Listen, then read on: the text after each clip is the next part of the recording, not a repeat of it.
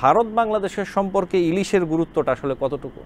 ইলিশ কূটনীতির জায়গাটা খুব বিখ্যাত এবং এটা আমাদের আহ, কি বলবো আমাদের একাডেমিক সার্কেলেও একইভাবে চিন্তাটা যে এটার কূটনৈতিক গুরুত্ব কতটুকু, কিন্তু এখন ইলিশ নিয়ে যে কূটনীতিটা হচ্ছে সেটা একদমই বিপরীত মুখে আমি মনে করি। যত তাড়াতাড়ি এই দুই দেশের ভিতরে স্বাভাবিক সম্পর্কটা ফিরে আসে ততই দুজনের জন্যই সেটা লাভের বিষয়। আমরা দেখেছি যে বিগত সরকারের সময় সাবেক প্রধানমন্ত্রী শেখ হাসিনা অথবা আওয়ামী লীগ সরকার থাকাকালীন সময় প্রতি পূজার সময় অথবা বিভিন্ন সময় ভারতে ইলিশ পাঠানো হতো, এবং সরকার পরিবর্তনের পর অন্তর্বর্তী সরকার আসার পরে সামাজিক মাধ্যম থেকে শুরু করে বাংলাদেশের একটা বড় অংশের সাধারণ মানুষের মধ্যে এ নিয়ে একটা ক্ষোভ আছে যে বাংলাদেশের মানুষ অনেক টাকা দিয়ে ইলিশ কিনে খায়, কিন্তু ভারতের মানুষ, পশ্চিমবঙ্গের মানুষ খুব অল্প পয়সায় ইলিশ কিনে খায়, বাংলাদেশ খুব কম দামে পাঠায়, এরকম একটা বিষয় রয়েছে। এখন আমরা দেখতে পাচ্ছি যে অন্তর্বর্তীকালীন সরকার সিদ্ধান্ত নিয়েছে যে দুর্গাপূজাকে সামনে রেখে ভারতে ৩,০০০ টন, যদি আমি ভুল না করে থাকি, যে ইলিশ পাঠানো হচ্ছে। এই যে ইলিশ কূটনীতি, এই ইলিশ কূটনীতির বিষয়টা আপনি যদি আমাদের একটু বলতেন যে এই ভারত বাংলাদেশের সম্পর্কে ইলিশের গুরুত্বটা আসলে কতটুকু? হুম, হুম। খুবই ইন্টারেস্টিং এই জায়গাটা, কারণ বাংলাদেশ ভারতের সাথে অনেক রকমের রাজনীতি করেছে, অনেক রকম কূটনীতি করেছে। কূটনীতি বলে এটাকে, এবং সেখানটায় আমের পরে ইলিশ কূটনীতির জায়গাটা খুব বিখ্যাত এবং এটা আমাদের আহ, কি বলবো আমাদের একাডেমিক সার্কেলেও একইভাবে চিন্তাটা যে এটার কূটনৈতিক গুরুত্ব কতটুকু। দেখুন, আগে যেভাবে হাসিনা সরকার ইলিশ কূটনীতিটা করেছে সেখানে ইলিশের গুরুত্বটা ছিল সম্পর্কটাকে আরো উন্নত করা এবং কিছুটা তাদেরকে তুষ্ট করা। সেই জায়গাটাতে উনি কিন্তু একেবারে পশ্চিমবঙ্গের মুখ্যমন্ত্রী থেকে শুরু করে দিল্লি পর্যন্ত সব জায়গাতেই উনি এই এই নীতিটা করেছেন, এবং আম ইলিশ এগুলো পাঠানোর ভিতর দিয়ে তার যে আনুগত্য এবং তার সরকারের যে যে জায়গাগুলো আছে, পানির হিস্সা থেকে শুরু করে সবকিছুই কিন্তু পাওয়ার একটা ব্যাপার ছিল। কিন্তু এখন ইলিশ নিয়ে যে কূটনীতিটা হচ্ছে সেটা একদমই বিপরীত মুখে আমি মনে করি। কারণ এখন ইলিশকে যেহেতু ওদের দরকার ইলিশটা, এবং এটা কালচারের সাথে জড়িয়ে আছে এবং বহু বছর ধরে বাংলাদেশ থেকে এই সাপ্লাইটা আসছে, এটার সাথে একটা ব্যবসাও জড়িত। সবকিছু মিলে বাংলাদেশ এটাকে একটা সুযোগ হিসেবে ব্যবহার করছে আমি বলবো। এবং কিসের সুযোগ, যে আমি না দিলে কিন্তু তোমরা খেতে পারবে না। এই যে এই যে জিনিসটা, এই মেসেজটা, এটা কিন্তু আমরা অলরেডি তাদেরকে দিয়েছি, এবং আমরা এখানটায় বলছি যে সাধারণ মানুষ আগে খাবে, তারপরে হচ্ছে এটা এক্সপোর্ট করার প্রসঙ্গ আসে। কিন্তু কূটনীতির পয়েন্ট অফ ভিউ থেকে দেখলে এটা কিন্তু বাংলাদেশ এখন একটু আপার আপার হ্যান্ড নিচ্ছে। সে একটু দর কষাকষি জায়গাটাতে উপরের দিকে আছে। না দিলে তাদের কিছু করার নেই। তো প্রথমে না বলে এখন আবার দেওয়াটা, সেটা একদম বিপরীত একটা মেসেজ কিন্তু আমাদের আমাদের বার্তা ওরকম ভাবেই দেয়। আগের সাথে এই ভিসা ডিপ্লোম্যাসির আগের রূপের সাথে এখন ৫ আগস্টের পর থেকে বাংলাদেশ ভারত সম্পর্ক যেভাবে চলছে ভালো মন্দ মিলিয়ে যদি আমরা বলি, এই সময় প্রধান উপদেষ্টার সাথে ভারতের প্রধানমন্ত্রী নরেন্দ্র মোদীর বৈঠকটা আসলে কতটা গুরুত্বপূর্ণ ছিল, অথবা এখানে যদি বৈঠকটি নাও হয় তাদের মধ্যে একটি আলোচনা হওয়াটা আসলে জরুরি কিনা, আপনি কি মনে করেন? অবশ্যই, অবশ্যই আমরা ভারত এবং বাংলাদেশ একে অন্যকে কিন্তু আমরা জিওগ্রাফিক্যালি এবং জিওপলিটিক্যালি আমাদের অস্বীকার করার কোনো সুযোগ নেই। মানুষ তো তার ভূগোল বদলে দিতে পারে না। সেটা হলো সবচেয়ে বড় বাস্তবতা। সেটা ভারতের জন্য যে যেরকম সত্যি আমাদের জন্য সত্যি। সেক্ষেত্রে এখানে সরকার পরিবর্তন হয়েছে, হাসিনা এখন ভারতে অবস্থান করছেন এবং এটা নিয়ে ভারতের সাথে আমাদের সম্পর্কের টানাপোড়েন চলছে, সেটা যেমন সত্যি, তেমনি দুটো দেশ যে সম্পর্কটাকে আবার সহজ করার চেষ্টা করবে, তাদের যে দুই দেশের ভেতরে স্বার্থ সংশ্লিষ্ট বিষয়গুলো আছে, কমন কিছু স্বার্থের ব্যাপার আছে, পানি বন্টন থেকে শুরু করে কমন বর্ডার, সেগুলোও কিন্তু সত্যি।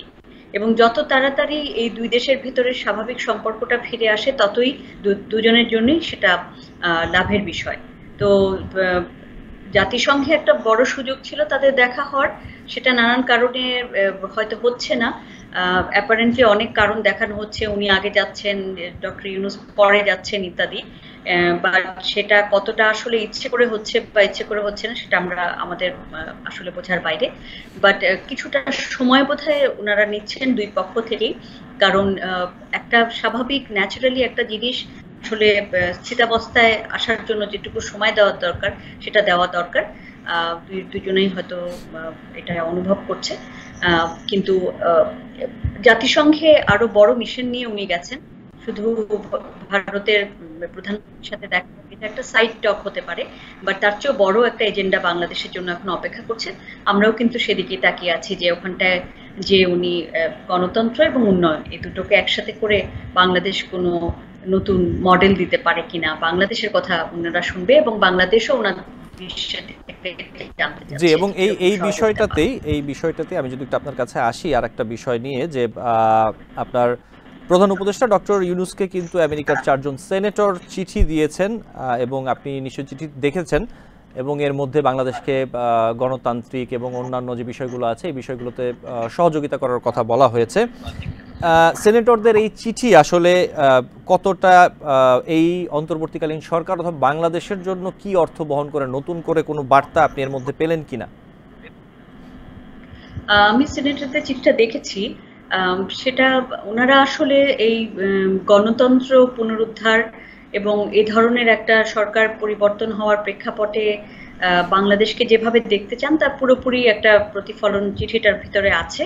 ওনারা অ্যাকাউন্টেবিলিটির কথা বলেছেন, জাস্টিসের কথা বলেছেন, ডেমোক্রেসি তো অবশ্যই আছে, এবং এটা মনে করিয়ে দেওয়া যে এই সময় যদি আমরা ফেল করি তাহলে কিন্তু বড় ধরনের একটা ফেলিওর হয়ে যাবে। ওনারা যেটা চাচ্ছিলেন, যেভাবে বাংলাদেশকে দেখতে চাচ্ছিলেন, এটা ওনাদের যে ওয়াইডার ইন্দো প্যাসিফিক যে ওনাদের যে আগ্রহটা আছে এলাকাতে, জিওপলিটিক্যাল যে আগ্রহটা আছে, সেটা বাংলাদেশ এখানটা একটা বড় গুরুত্ব বহন করে। ওনারা আরো আগে থেকেই চেষ্টা করে যাচ্ছিলেন এই জায়গাটায় বাংলাদেশের ভেতরে ওনাদের একটা হোল্ড নেওয়ার।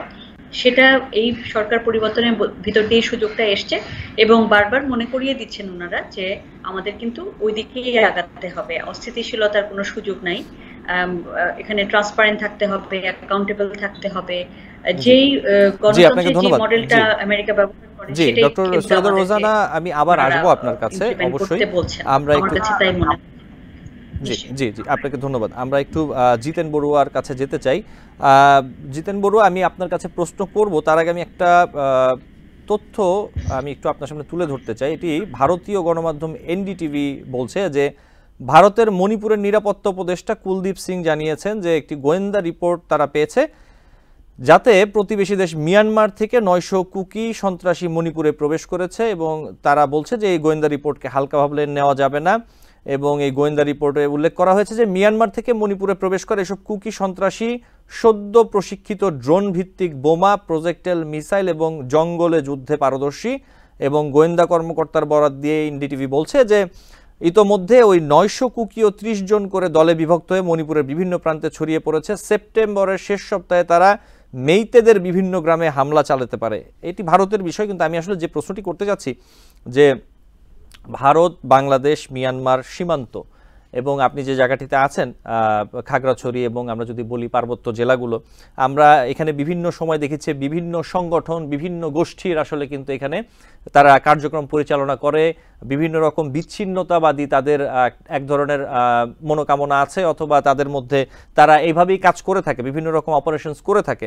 তো এই যে একটি পরিস্থিতি চলছে এখন পার্বত্য জেলাগুলোতে, এখানে কি এই ধরনের কোনো আপনারা কর্মকাণ্ড দেখতে পাচ্ছেন অথবা শুনতে পাচ্ছেন, অথবা এমন কোনো আশঙ্কা আছে যে ইতোমধ্যে তারা কোনো কর্মকাণ্ড করছে অস্থিতিশীল পরিস্থিতি তৈরির জন্য, অথবা এই সুযোগকে কাজে লাগিয়ে তারা পার্বত্য জেলাগুলোকে আরো অস্থিতিশীল করে তোলার জন্য সেখানে আরো কোনো সহিংসতা হতে পারে অথবা কোনো খারাপ পরিকল্পনা করছে?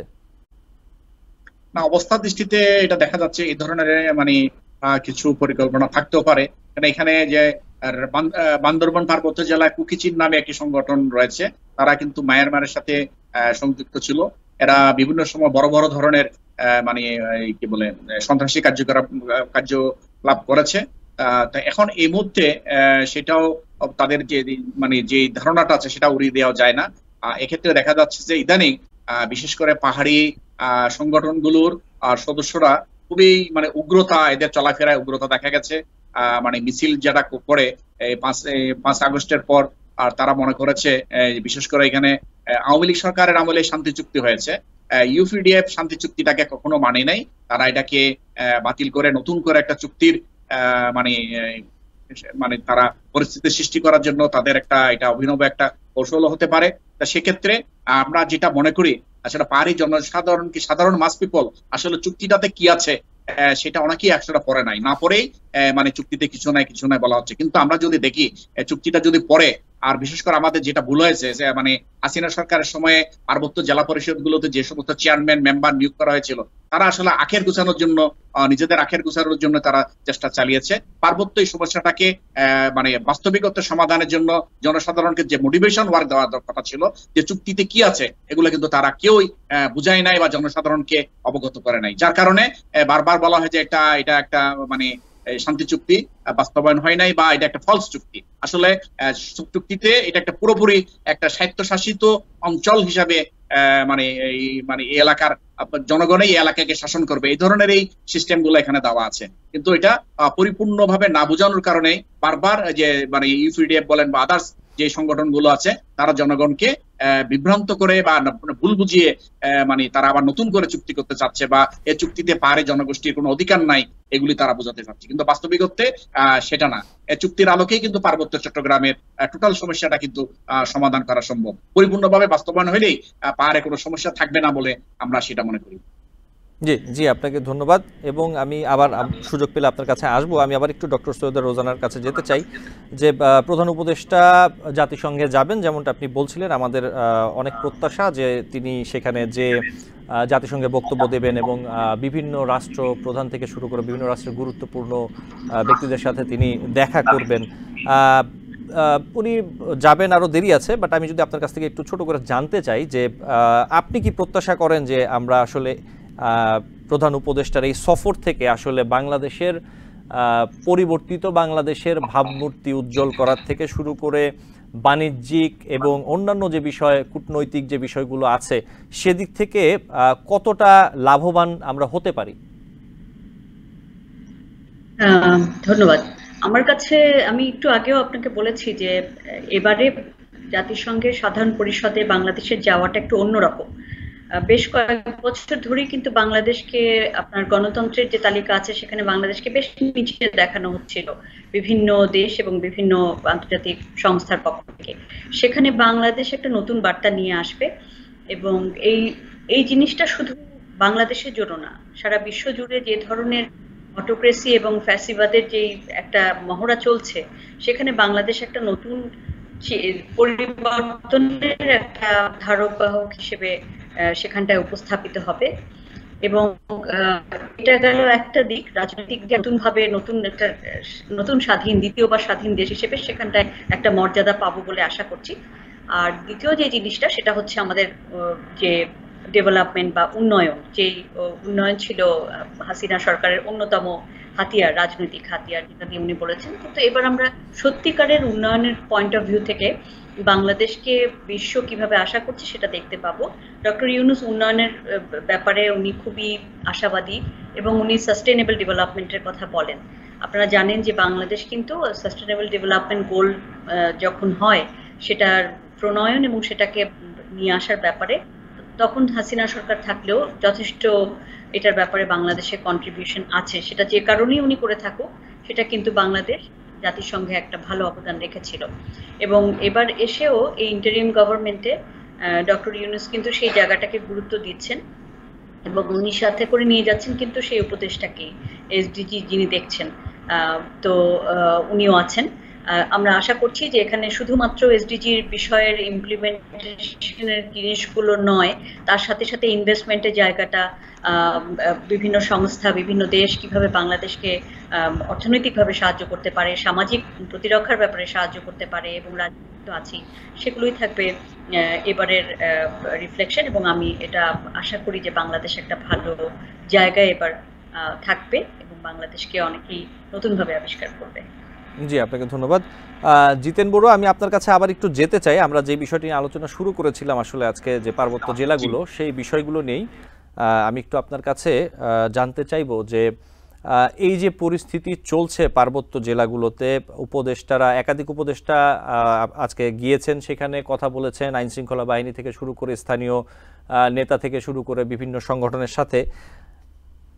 এই পরিস্থিতি আপনি কি মনে হয় আগামী কয়েকদিনের মধ্যে পরিস্থিতি ঠিক হয়ে যাবে, নাকি না এই পরিস্থিতি ঘোলাটে করার চেষ্টা কোনো রাজনৈতিক দল, কোনো ব্যক্তি, কোনো সংগঠন তারা চালাচ্ছে এবং এই পরিস্থিতি আরও ঘোলাটে হতে পারে? অন্তর্বর্তীকালীন সরকারের আসলে করণীয় কি? আপনি যেহেতু ও জায়গায় ওখানে থাকেন এবং আপনি বিষয়গুলো ভালো মতো ধারণা রাখেন, আপনি কি মনে করেন যে কি কি পদক্ষেপ আসলে অন্তর্বর্তী সরকারের পক্ষ থেকে, আইন শৃঙ্খলা বাহিনীর পক্ষ থেকে কোন কোন জায়গাগুলোতে আসলে খুব স্ট্রিক্টলি নেওয়া উচিত যাতে শান্ত পরিবেশ সৃষ্টি হয়? ধন্যবাদ।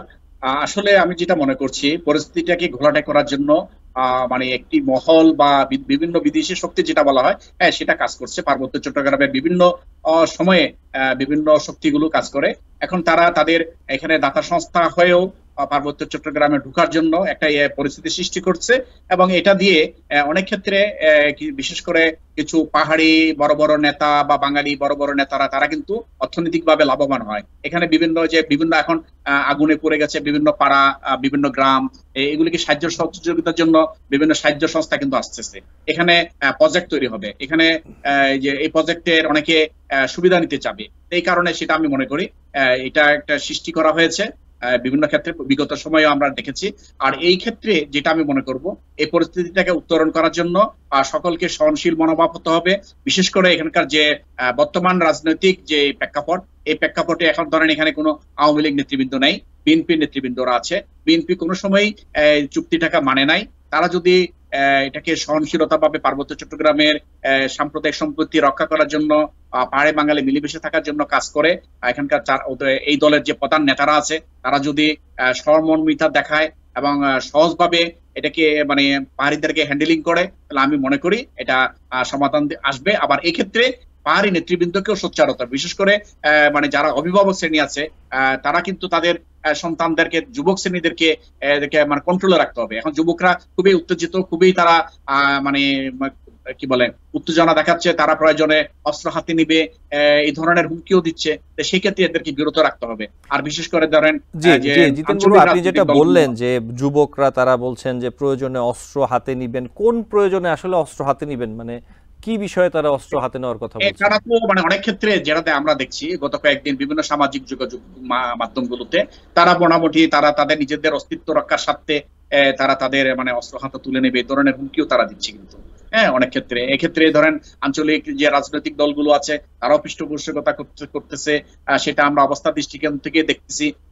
মানে অনেক ক্ষেত্রে দেখা যাচ্ছে কি গায়ে পড়ে সেনাবাহিনীর উপর আসতেছে, মানে মানে কোনো ধরনের সহনশীলতা নয়। একটা সুশৃঙ্খল বাহিনী তারা তো হুট করে ব্রাশ ফায়ার করবে না, তারা তাদের গায়ের উপর যখন চলে আসে তাদের রক্ষা করার জন্যই তারা অনেক ক্ষেত্রে কোনো কিছু মানে অ্যাটেম্প নিতে বাধ্য হয়। তা সেক্ষেত্রে এখানে মুরব্বী শ্রেণী যারা থাকে পাহাড়ি জনগোষ্ঠীর, তারা তাদের ছেলে সন্তানদেরকে যদি কন্ট্রোল করে, তারা যদি মনে করে যে না আমরা আলোচনার মাধ্যমে ইদানিং যেমন গতকালকে এবং আজকেও কিছু কিছু পাহাড়ি এলাকায় মুরব্বী শ্রেণীর লোকজনরা বাঙালি এবং পাহাড়ি নেতৃবৃন্দকে বসে একটি সম্প্রীতি কমিটি করেছে, যাতে বাঙালি পাড়াগুলোতে পাহাড়িরা না যায়, পাহাড়ি পাড়াগুলোতে যারা বাঙালিরা হামলা না চালা বা উভয়ই হামলাগুলোকে ট্যাগেল দিতে পারে, সে ধরনের একটা সুন্দর পরিকল্পনা নিয়েছে।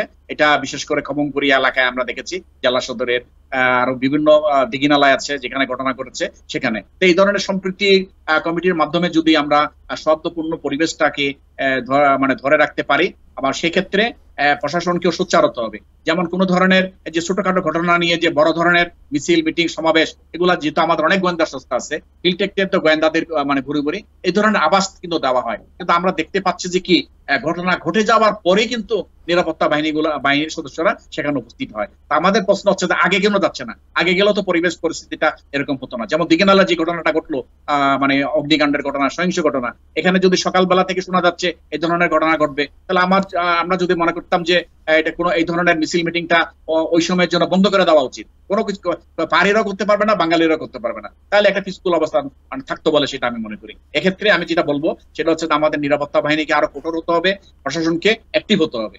এখনো যে নমনীয় ভাব দিয়ে কিন্তু অনেক ক্ষেত্রে এই সমস্যার সমাধান করা সম্ভব না। জি জি, আপনাকে ধন্যবাদ। আমরা সময় আমাদের একদমই শেষের দিকে। যে বিষয়টি নিয়ে কথা বলছিলাম ডক্টর সৈয়দা রোজানা রশিদ, আমি ছোট্ট করে একটু আপনার মন্তব্য 30 সেকেন্ড কি 1 মিনিটের মধ্যে চাবো যে এই যে পাহাড়ের যে পরিস্থিতি, আপনি কি মনে করেন সমাধানে অন্তর্বর্তী সরকারের করণীয় কি কি উদ্যোগ আসলে জরুরি ভিত্তিতে নেওয়া উচিত অথবা নিতে পারেন?